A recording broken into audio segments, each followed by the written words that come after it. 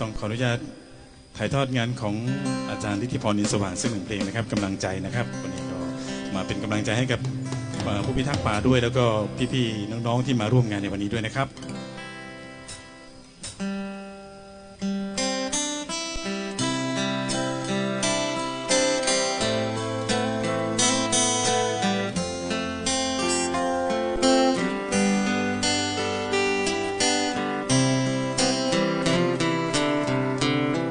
ในยามที่ท้อแท้ขอเพียงแค่คนหนึ่งจะคิดถึงและคอยห่วงใยในยามที่ชีวิตมุนมองร้องไห้ขอเพียงมีใคร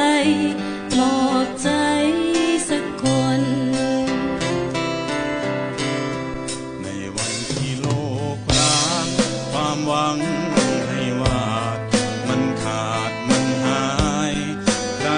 จะช่วยเติมเพิ่มพลังใจให้ฉันได้เริ่ม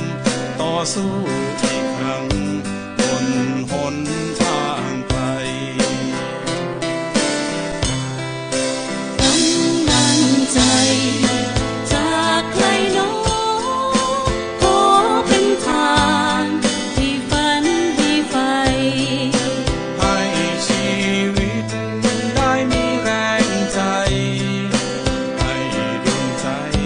ลุกโชนความหวังกำลังใจจากใครโน้ขอเป็นทางให้ฉันได้ไหมดังหยาดฝนบนฟ้าไกลที่หยาดลินสู่พื้นดินแห้งผาก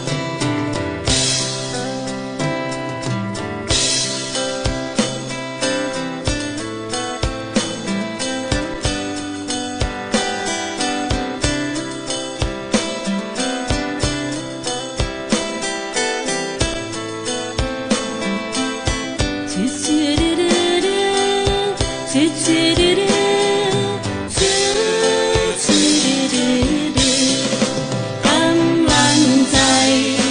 จากใครโน้ขอเป็นทางที่ฝันที่ใฝ่ให้ชีวิตได้มีแรงใจให้ดวงใจลุกโชนความหวังกำลังใจจากใครโน้ขอเป็นทางที่ฉันได้ไหมดังหยาดฝนบนฟ้าไกลที่หยาดรินสู่พื้นดินแห้งผากขอบคุณนะครับ